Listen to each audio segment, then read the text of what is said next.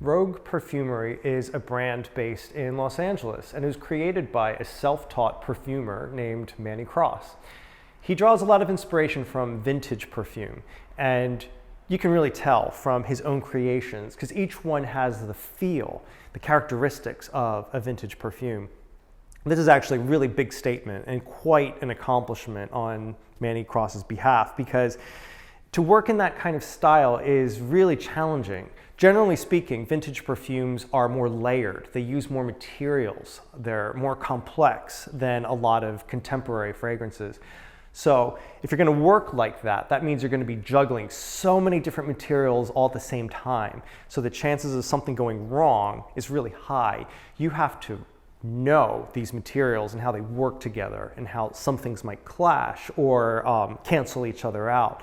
So the fact that each fragrance from the lineup of Rogue Perfumery has a very distinct point of view and an elegant complexity on the skin that just evolves over time on your skin is testament to his skill as a perfumer.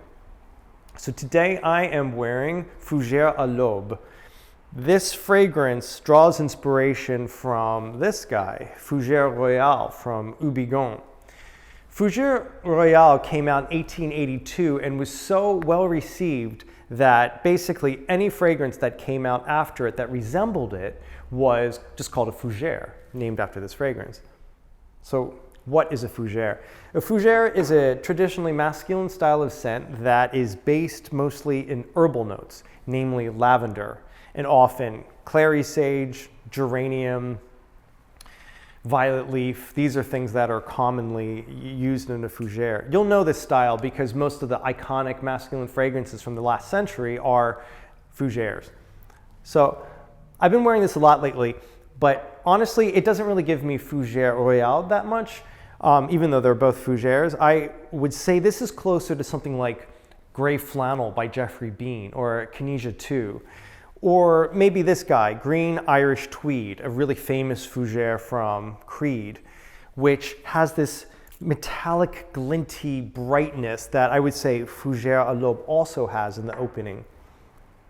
Having worn this a lot of times, I know that in the dry down, it starts to get a little warmer, and that's probably from the labdanum and maybe coumarin. I'm guessing there's coumarin in this fragrance. It feels elegant and dressed up, like the kind of thing that you're going to put on when you have a great suit and tie on. So I recommend it very highly. In fact, the whole line, if you're at all interested in vintage perfume or appreciate vintage perfumes, then you need to check out the whole line because each one does something so special. So there you have it, Fougere à l'Aube from Rogue Perfumery.